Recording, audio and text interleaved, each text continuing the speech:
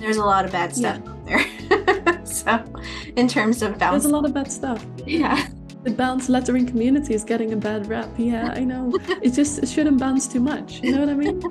Not to say that all Yeah. of it's bad, but yeah, there can be bad examples and good examples, and yeah. Don't overdo it. Yeah.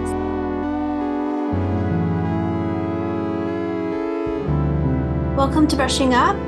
I'm Cody and this is Claire, and today we're going to talk about lettering. And so we're going to talk a little bit more into detail about some lettering tips that she has as a lettering artist and her experience with that. So, can you tell us a little bit about yourself, Claire? Yes. Hello, Cody. Yeah. So this is a little bit about, I think, the do's and don'ts of lettering, I suppose. I consider myself an illustrator, but also a lettering artist, I guess. And I mostly do lettering or create lettering by hand for different clients.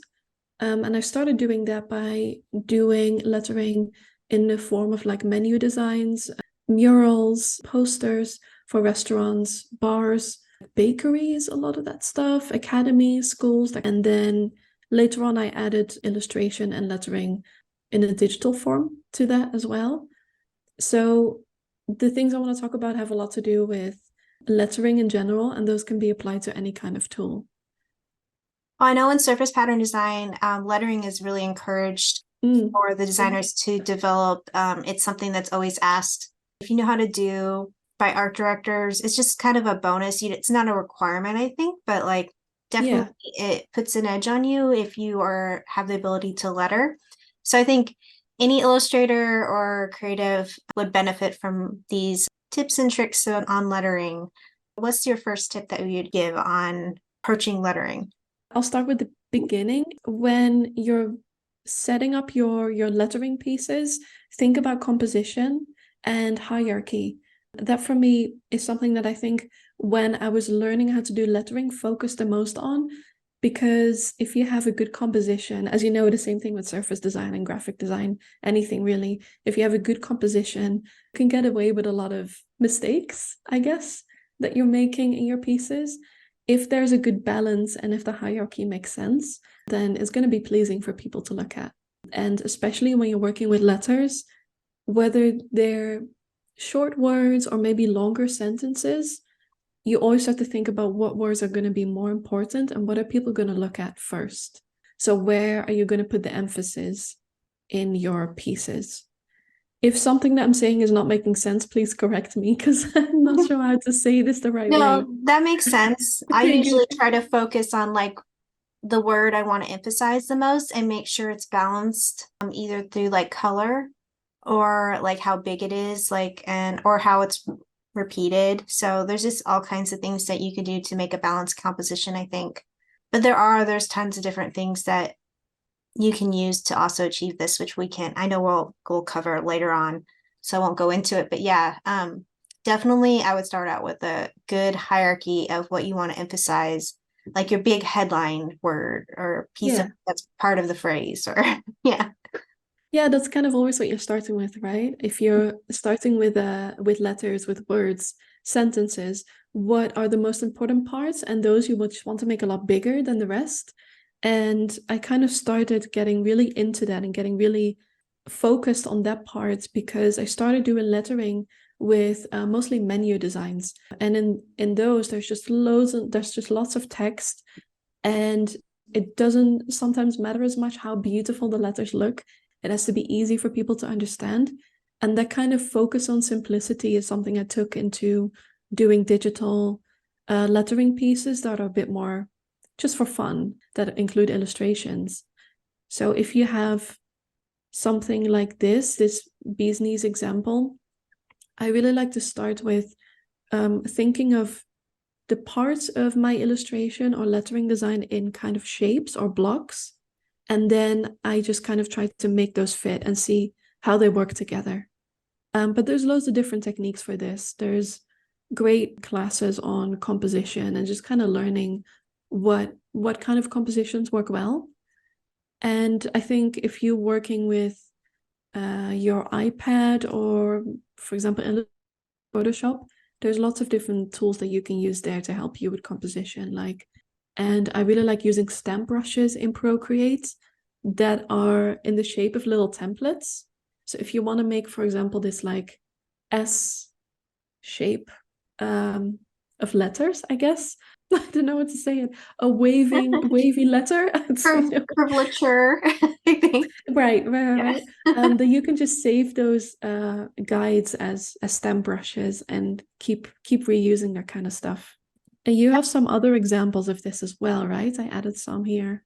Yeah, this is a one of my greeting card pieces, and so for me it was more about figuring out what I wanted to emphasize the most, and the word best and pop I really wanted to emphasize, so that's kind of why they're biggest. And but I wanted to balance out the color, so it wasn't, the top part wasn't lost, so that's why the your and the pop is the same color, so it kind of like flows from the top to the bottom. And then with the color, with the red, with the pop, that's part of the O, with the, so it kind of like balances up also from the top to the bottom of this piece. I feel like you're going from less important to most important, like the emphasis or intonation of your words, the way that you read it goes to pop as well, which is nice. Yeah, and going out, one of the things you said earlier, which I think is also really important, you said it needs to be legible. I think that's a really important part of lettering, is making sure everything is legible. Yeah. So from even the tiniest word, or even the word that is not even emphasized as much, to the one you're wanting to emphasize the most, everything, you need to make sure that everything is legible and readable. I think that's something that sometimes you can forget if you get too deep into something. So it's For good to sure. remember. Yeah. I'm skipping to your next one. Yeah, I wanted the sun to be the most emphasized here, and I put like all the text like in the middle of the sun, so it immediately draws your eye into that lettering to the message. So it's, I mean, this is more of like a simplistic, I would say, example, because it's all the same color and it's all like straight away right in. It's kind of the same style, only the sun part is a different kind of like more sans serif style than that the like script, more scripty type lettering style of the rest of it. Yeah, I like that you can also with letters use different styles to differentiate your words as well, and draw your eye into the center with all these diagonal lines that go to the center. It's nice. Yeah, this is, I think, one of my more complex lettering pieces. This one took me quite a while, especially with the more script lettering that's on a curve. That was actually, it seems easy, you know, when you look at examples of it, but it's really hard to actually do. I think you mentioned that before. Yeah. And It so, takes a lot of work to make it look easy, right? yeah. So this took me a little bit to kind of figure out, but I eventually got there. And yeah, like I have the flippin as the emphasis in here, but I have some detail work more on the happy and the birthday. And I wanted the happy birthday to kind of like look like one word, even if you took the flippin part out. But I emphasized the flippin so that it kind of draws the eye towards it as well. So it's kind of like, also when you're creating that hierarchy, thinking about like what your common phrases are in this case, say like happy Yeah. birthday, and then the flip-in part, which I emphasize more because it's a different lettering style from the rest, and it's in a different color. So yeah, this is definitely one of my more complex pieces. It took me a while, but it was fun. I really like this one. I think the lettering really worked out. And I love finding lettering pieces, seeing lettering pieces that are part of the illustration, like completely incorporated into something else. And the context of this is just really, really fun. I love working on stuff like that. Like the pop one is kind of, that was really fun because I was like, oh, the popsicle could be the O. It's just Yeah, I like it. Yeah, I guess tip number two. Mhm. So tip number two is to look at rules.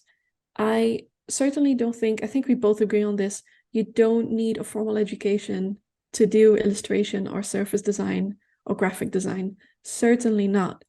But it does really help to expose yourself to lots of different lettering styles, typography, rules of typography, what people like to look at, things like kerning, the anatomy of letters, all of that does really help for you to make it easier to start lettering and to also expose yourself to inspiration. That I think just learning what you like will also help you to develop your personal style. Yeah, I completely agree. We didn't really study lettering at all when I was in school. So Mm. most of the stuff I picked up was after and teaching myself and just looking at other work and getting inspiration that way. I think you can really take all of like the principles that you learn in school though, like repetition and contrast and balance, Mm. proportion, all those rules, and you can really apply the same to lettering. Oh yeah, yeah. I think so too, for Yeah. sure. Yeah, so yeah, I also agree. Just exposing yourself to different ideas. And if you did go to school for any kind of visual field, and it's just graphic design or anything related to that, then a lot of the same rules apply for sure to lettering.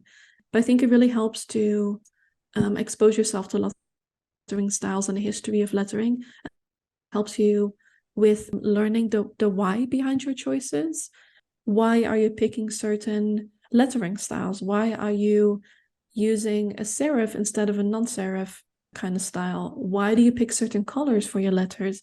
All of that stuff really matters, I think, when you're working on visual pieces. And I mean, it's the same thing with illustration or surface design, whatever. But sometimes I see lettering pieces that I don't really understand what I'm supposed to really pay attention to and what not. Sometimes colors feel really random, or lots of different lettering styles piled up together in one piece. And I don't really know the why behind it. I don't really understand what I'm supposed to look at. And it's the same thing with composition, right? The hierarchy of things. If you're exposing yourself to different types of lettering, that will help you to make more, I guess, informed choices when you're developing lettering pieces, when you're sketching. And there's certainly, I think, not one right way to do things, but there is definitely, the rules that you mentioned about repetition and contrast and balance, proportion, things that really help to make something more pleasing to look at. And I think a good example of that is maybe a very unpopular opinion, but the type of lettering that you often get exposed to when you're a beginner is this like bounce lettering, I think it's called, Yeah. where all the letters are kind of like bouncing up and down. Yeah. And I just hate it so much. I won't call it hate, but dislike. I dislike it because I'm looking at that thinking like, why are we doing this? I don't understand. Like it's just not helping me read things properly. I really struggle with that. Um, and I think I mean I did this in the beginning too, because I was like, look, this is so much fun. It's all jumping around. But then you start to look into more lettering and practice more and then see that there's so much more out there. There's so many different things that you can do. And that comes with just exposing yourself, learning, experimenting, and I think saving like a library of things that you like. I was just gonna say, I think bounce lettering can also be a little hard to read sometimes, depending on how well it's done. And there's a lot of bad stuff Yeah, out there. So, in terms of there's a bounce, lot of bad stuff. Yeah. yeah. The bounce lettering community is getting a bad rap. Yeah, I know. It shouldn't bounce too much. You know what I mean? Not to say that all Yeah. of it's bad, but yeah, it can, No, with most things, absolutely not. there can be bad examples and good examples, and yeah. Don't overdo it. Yeah, exactly. So Pinterest is a great way to keep lots of examples and links that you like. So just keeping boards of certain categories. So for example, I love retro signage, hand painted signs that are on like facades and chalkboards and windows. That's sort of like a bit of an ancient art form, and I really enjoy looking at that kind of stuff. Maybe because that's how I started out doing stuff by hand. And another example is illustration from the 1950s and 60s, mid-century style illustrations. I love that as well for inspiration. And that's not necessarily all about letters. It's more often about illustration and animation than about letters. but sometimes inspiration can come from different places, and that works too. And I like that in mid-century style illustrations, a lot of letters are incorporated into the illustrations, and that makes it sometimes feel kind of naive and almost like the lettering is a bit of an afterthought, but I think that makes it look really fun. And I think you also have some recommendations. Yeah. And I actually like to, with lettering, especially, but with most of my projects, I like to create Pinterest boards based on my projects. So I'll even, like for my lettering challenge, I made like a specific board for it. And I went through and I found like inspiration for each of the lettering styles. Or you can have an overall one. And sometimes I'll go back to my overall one and I'll just look at it and just kind of like sketch out specific things I like about certain like ligatures and the swashes and how they like certain ones look. But yeah, I think having inspiration like Pinterest or your own little folder or like your own digital folder, books are all really good to just expose yourself to and then experiment with in your own work. Yeah, so it doesn't necessarily have to be Pinterest, as you said, right? You can collect from many different places, books, or you can go to like a local library or courses or like flea markets. That's where you can find lots of stuff. I like sometimes collecting greeting cards, postcards that I see in shops or on flea markets that have interesting letters or interesting, interesting illustrations on them. Do you have some examples to show us, things that you recommend that people could look at? Yeah, actually, this book I've used a handful of times. It's called Creative Lettering and Beyond. It has a lot of like inspiration and worksheets in it, and on all different types of lettering. Mm-hmm. Goes into chalkboard lettering and just all the different applications for lettering. And I just like flipping through it and just kind of getting ideas for certain things. And this other book, I haven't really gotten into it a lot, but I would still recommend it just because I think it's visual candy, The Lost Art of Handwriting. And it's all about like just Mm-hmm. developing your penmanship in general. And it has all kinds of worksheets and like examples of how to like develop your penmanship. So, I mean, that's kind of Yeah, a lost art that's form here, at nice. least I know in the US. You know, they've stopped Mm. even teaching cursive. And so when that happened, I'm not sure exactly when it was, but it's maybe 5 years ago at least that happened where they just stopped doing that. And so I think you got a lot of people who don't have really great handwriting anymore. So something like this is good Yeah. practice just getting your handwriting. And you were talking about, your love of vintage stuff. I have my vintage cookbook that I have from my grandma. And it is fun to look at like Yeah, I love that. to look at all these So like fun. different stuff that they use. And all that stuff was like hand lettered back then. I have another little vintage like cookbook that I found like flea markets. I like love going to flea markets and finding old things like that. I also have like a little inspiration folder that I keep. I categorize them. So this is like my type one. And this one's fun. This is from 1916. Oh my God. 2016. It's a letterpress calendar. I was thinking, wow, how did you I find know. that? Amazing. It's by Mr. Cup and Walter Mag. I don't even know how I got this, but I got like this really cool calendar from that year, and it's all different lettering and it's letterpressed. It's just really fun. So I definitely kept that. Wow, amazing. And yeah, I just Yeah, have like little like postcards that I grab of different things that I think is like really good. So that's signage. awesome. So Yeah. yeah, just doing stuff like that.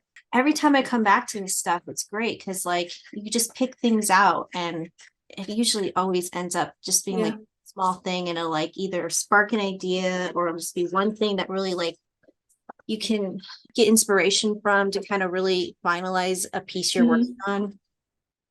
So yeah, those are my Yeah, recommendations. amazing. Yeah, I would definitely also recommend flea markets if you have anything like that close to you. I found a couple of things like that as well. I live in Madrid, Spain. Here, there's a huge focus on handmade stuff, I guess, or it's just been thinking of the right way to say that. There's been so much handcraft, Sounds artisanal like a stuff here for so maker, long. like a maker type community. Yeah, and that's just been going on for so long that there's just such a wealth of like amazing antique finds on flea markets and stuff. So like these are like little cookie, I'll show it for the camera over here, like That's cookie boxes and stuff like that. And this isn't even that old. Like this kind of stuff you can even find in a supermarket now. So sometimes you could just find it in different places, like this kind of stuff. Also, as I said, like looking for postcards. These are actually, I think I found these in France. Yeah, for sure. Little cards like this, like old car commercials and stuff. The cars themselves aren't even that old, they're just reprints. Usually museums and galleries have little shops as well. You can find this kind of stuff, which I like. Just newer, like lettering pieces like this, which I really like. fun. This is also like pressed, which I just love touching. It's just really Yeah. pleasant. It's fun when But you I get really those samples, like the tactile quality. You for sure. And a couple of books that I really like are this is a really good one for lettering. They have this one in different categories, I guess. So this one is specifically about slab type, but they have a couple of different ones and they have like old posters and things like, oh, can I show that? Oh Like yeah, this. that's really nice. So lots of inspiration here and like outdoor signs like this, which I really enjoy looking at as well. And very similar to that is a book that is actually published here. I don't even know if you can find it anywhere else, but this is what I said about, focus on like handmade things. This book shows lots of like signs, outdoor signage, and then they took photos of that and translated that into like Illustrator basically. So they took all these like really old signs Cool. from mostly around Spain, but also a couple in like Germany and France, and did these like cool designs out of them. And this is Alan Kitching's letterpress. This one's a bit more famous. You can get this on Amazon probably, which has just letters of every kind in it, which I find really helpful. I also really like, as I said, 1950s, 1960s style stuff. Tiki, saying tiki, that's not it, tiki stuff. This is like the Smuggler's Cove is like a Bible for people who love tiki cocktails, and it's full of advertisements from that time too, like cocktail recipes, cocktail posters, menu designs, which I find really helpful. I can tell you use that a lot because of all your sticky notes sticking out at the top. Yeah. Sticky notes everywhere. That's true. These like oldie toasters, which I Oh, really that I like that a lot. so yeah, it's not specifically about lettering at all, but sometimes you can find it in different places, your inspiration. If you like this kind of 1950s, 1960s style, like illustrations and animation, lettering, then have a look at like old Disney films as well, and the backgrounds that they use for cartoons from that time, which have really fun lettering hidden inside of it sometimes, which is really cool. Yeah. And I think a couple of these we also mentioned in our blog post about podcasts and films and books. I also mentioned the Wes Anderson films and the prop designer for that, specifically the prop designer who did the Grand Budapest Hotel. Annie Atkins has a really good book on prop design and lettering, which is Yeah, awesome. that's pretty recent that she published that as well. Yeah, if you like these kind of films, then maybe have a look at the prop design as well, which has lots of vintage lettering inspired stuff in there as well. I guess the next one is practice. Yeah. So this goes hand in hand with the exposing yourself and using inspiration. But yeah, practice as much as you can, do as many sketches as possible. And I think maybe focus more on just the sketching phase than lots of finished pieces. Just do lots and lots of sketching. I mean, oftentimes if a lettering piece is really good, it's just because there's so much practice behind it, I think. Yeah. And I don't know a better way to say this. Things become intuitive, I think, the more you practice and you knowing how you need to approach things. I think that's a lot of it, at least for me, like knowing how to approach things from the beginning. And I think So in the sketching phase and the preparation phase, if you should be already be happy with your piece.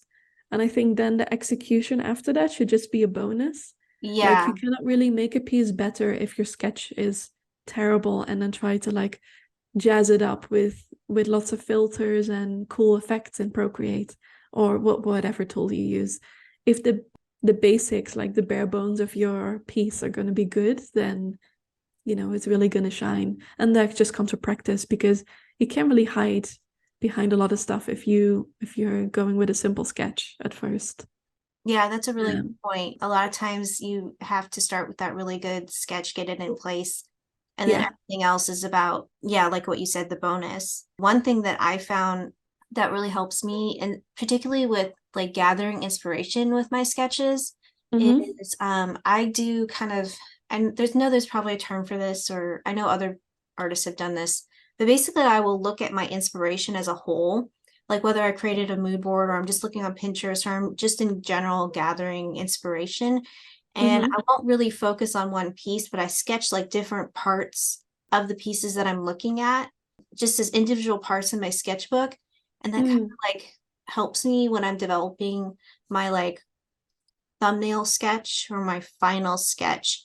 That way, it also helps you from accidentally copying. You don't want to Mm. copy. It's good when you're practicing, but yeah, that's I found like the best way to kind of like gather inspiration and take that inspiration, but actually kind of like putting your own spin on things. Yeah, of Yeah, course. And that also takes a lot of practice, right? I mean, yeah, just taking what you see, like trying to understand how letters work. So for that, you're usually copying, but then, turning that into finished pieces, like that just takes a lot of practice to try and do that without having to copy anything. yeah. So you kind of like figure out also like what works together when you work that Yeah. way as well, or what you might just need to practice some more to develop and get it to work Yeah. as you get Yeah. better. What I was gonna say is that when I started with lettering, like all of this was so new to me, and I honestly had no idea where to start. I mean, I was like terrible in the beginning. I used chalk and a chalkboard to try lots of different things out. There was so much to learn at the beginning that I just used a bunch of courses to help me figure that out. And it doesn't have to be really complicated. Like there's lots of stuff on YouTube that you can use. I use Skillshare as well. There's lots of courses on Skillshare that go really in depth on lettering specifically. And yeah, just keep practicing to create consistency. Do you have any more tips, things that people could do for practicing, like turning, their practice into a habit? I really think it's just about, I mean, I haven't even perfected it. I still wish I did it, like practice daily, but I just don't. But it's something No, me neither, I but think it really comes down to just trying to pick it up as much as you can that fits I into your schedule or making it fit into your schedule. I think it really is about like having a sketchbook practice in general. I know every time that I have consistently sat down to work on my sketchbook, I always end up using work from it. It just always ends up that way. I think there's something about when you sit down to work on a sketchbook in general that I don't know, kind of frees you up a little bit more and you're not thinking. I think you're always going to keep learning. You're never going to be an expert, or not an expert. I mean, you can be an expert, but just it's never going to be perfect, I guess. Yeah. I, for the longest time, thought because I struggled so much with letters that I felt like an imposter for a long time, and I still do, until at some point I just kind of became known for doing more lettering pieces. And then I think a few years ago, somebody said, like, oh, you're Claire, the lettering artist. And I was like, no, I don't think so. I think you mean somebody else. And then I realized that's just kind of what I put out there. And that became my thing, I guess. I still don't really get it, but that's just kind of how it happened. And you just kind of have to lean into it at that point, Yeah. I guess. Yeah. I really felt like I just had no idea what I was doing, but at that point I practiced enough, put enough stuff out there that I got to work with clients on lettering projects. So Yeah. Another way you can help with practice is there are all kinds of like workshops and like conferences, even I know in the lettering community. One that I have highlighted to mention is W2F Should I Letter? .com. It's by Lauren Hom, who does the food lettering, but she Yeah, has yeah. that prompt site, and it like generates prompts for you to, if you're like trying to think of a phrase of something you want to letter. So I Uh-huh. would recommend that. I haven't personally used it, but I follow it on Instagram, and it's kind of fun seeing what people come up with. Yeah, for sure. I think that started out because I've used this, and I think that started a few years ago with, I completely forgot about this, 4 or 5 years ago when Lauren Hom did like weekly lettering challenges. There was I think it was just homework is what she called it. Oh, And okay. that really helped. That's kind of how I started practicing. That was really helpful. And I really just used pen and paper at that point, scanned stuff in, and then added some color in Photoshop. But that really helped to do stuff really quickly. Every week you got something else and it needed to be finished by the end of the week. Had to put it on Instagram with that hashtag for the week, the homework challenge. And there was just different themes and different sentences and words that you had to use. And that was super helpful. So yeah, drawing challenges actually. Good Mhm. recommendation. And then that she put that into this website afterwards, all of those Oh, okay. I didn't realize that challenges was and how prompts. it started. That's interesting. Yeah. Yeah, that was really a good practice. I think we mentioned this in, where was it? About accountability, like using communities for challenges. We mentioned drawing challenges in the series episode. Yeah. How helpful those are for practicing on a regular basis and making sure that you don't overthink your pieces, just like move on, make a sketch and move on to the next thing. Yeah. Because sometimes you only have a week or a day to do it. And that really helps to practice loads of things very quickly. I'm going to mention as well that I wrote a blog post about Skillshare classes specifically that I found really helpful. Also, when it comes to lettering, I'll link that as well, maybe if people want to give that a try. So the next part, tip number 4 is don't overcrowd your letters, or maybe just keep it simple. Maybe that's a better way to say it. Yeah. So I think especially in the beginning, if you're starting out with lettering, it's really tempting to use all these like extra flourishes and decorative elements everywhere. And if you're using something like Procreate, then there's just endless amounts of textures you can add and brushes and filters on top. And after a while, I think you learn that your lettering doesn't have to be that complicated. It doesn't have to be full of stuff to make it interesting to look at. Less is more, I think. And lettering, especially in combination with illustration, yeah, just keeping it simple and focusing on getting a composition, having a really strong sketch. And after that, I usually try to keep my textures and stuff quite simple and usually kind of a minimal color palette to make sure the lettering just stands out. I think it's easy when you first start out to want to do all the flourishes, want to do all the different ligatures. And sometimes I think, especially when you're starting out, it's just good practice to keep it simple, and it prevents that overcrowding that you can get. Yeah, I think as well. I mean, if you're starting out and you're still making a few mistakes in your letters and stuff, I still do that as well. Absolutely. It's when you're adding lots of different things, you can at least camouflage it a little bit, hide behind it, and be like, oh, look over there, look over there. And if you keep it really simple, then there's not really much to hide behind. So yeah, that just takes a bit of practice, I guess. I'm still trying that as well. So kind of scary to do something that's really, really simple, and then you don't know if you did it the right way, I guess. Yeah. And you have a piece to show here? Yeah, that one actually was one of the first portfolio pieces where I did my own lettering, so I kept it very simple. Yeah, so there's not a lot to it except just like more of a handwriting penmanship style of the thank you. And then because really all the stuff around it is so detailed Mhm. that it made sense to keep that on the simpler side. Yeah, it balances out with the like more complicated illustration. Yeah. Yeah. I wasn't sure that one was a good example. I guess it's more on the simple side, but although there is some like elements added to like and decoration added to the lettering, but it is a little bit more simplistic in that there's not a lot of variation, especially on Mhm. those candy hearts, because you don't want them. I mean, they're kind of to represent the candy hearts that everyone kind of recognizes by the very simple sans serif style. So Yeah.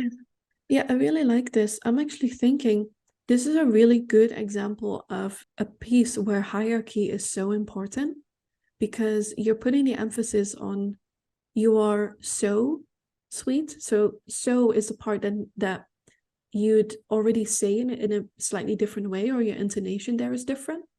mm. And I really like that you're using two different letterings here is super important. Hierarchy, balance. But yeah, I wanted to put the emphasis on the so, even though it's not as big as you are sweet, but you can still read the you are sweet because they're all in the same lettering style, but the so is definitely emphasized, especially with the stuff that's branching out from it.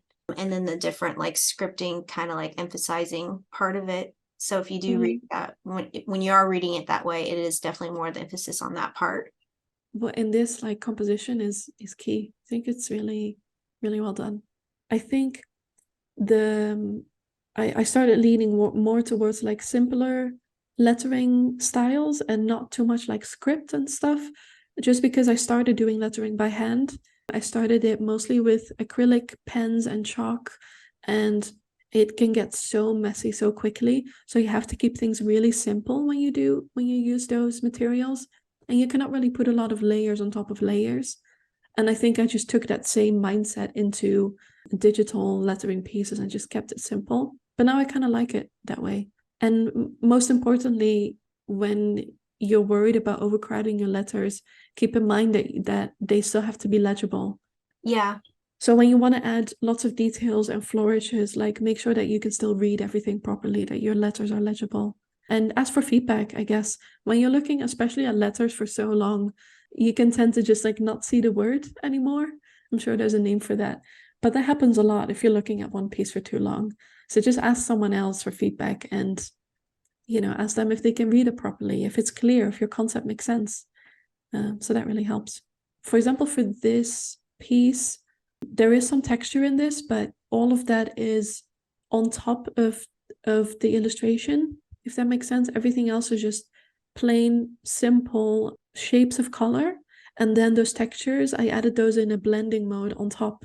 So if you do really like adding textures, for example, to your letters and stuff or shading, just make sure you stay consistent with the kind of textures and brushes that you're using. That usually helps. It's a Other good than example of how you achieved hierarchy with your elements being the same color as your lettering below. It really ties like the top to bottom with that coloring. okay, It yeah. almost looks like That's it. the elements above are an extension of your lettering on the bottom. Yeah. Yeah, kind of like balance, right? Like bringing certain elements back or colors back. Mhm. I tried to think about that quite a bit more than the letters itself. I mean, these elements over here, these little stars and stuff, that's all stem brushes to kind of finish off lettering pieces. In general, I would really recommend using stem brushes if you're using Procreate, because if you have lettering as on its own, just a lettering piece like, I have an example. This one, there is some illustration here, but you could easily have a piece like this without any other elements, but just have like these little stem brushes, these little like stars or dots around it to kind of finish off the piece and fill up your space a bit, and you're done. And all of that, I saved those as stem brushes, so you don't have to redraw them. You just tap with your brush and you can reuse all of those. And especially if you don't want to combine your letters too much with other illustration and just letters on its own, you can use those stem brushes to finish up your pieces. A really quick way to do it. Did you use a stamp brush for that burst bubble? Is that a stamp brush too? Which one? What? For like the shape of the The burst star? shape? Yeah, is that a stamp brush too? No, that is like just selecting your shape, and then it just used like straight lines. I just connected those like click, Oh, click, tap, tap, okay. tap, and then I bet you can make that select. into your own stamp brush though. Oh, for sure. Yeah. It would need to be really big, but yeah. I Mhm. mean, anything could be, as long as you want a shape to be repeated, you can use a stem brush for that. Even letters, I mean, if that's something that you would want to reuse, you can use that for sure. Ah, this is opening up lots of possibilities in my head now. Make notes, make notes. Yes. Yeah. And the only thing maybe I would add is those guides that you can get. A lot of them have spacing guidelines in there, and or just Oh use yeah. guidelines in Procreate. You can turn on a grid, and that helps a lot as well with overcrowding and Oh, for just sure. making sure it's all like level and spaced out right. I use the grid quite a lot, especially in my. Yeah. I would say as well, like I have nothing against flourishes. Don't there's no problem with flourishes at all. But when you use them, don't put them everywhere. Like make sure they really shine. So just add like, balance, right? Like just don't put it everywhere, but in certain parts and make sure it stands out. Maybe like one big flourish. Yeah.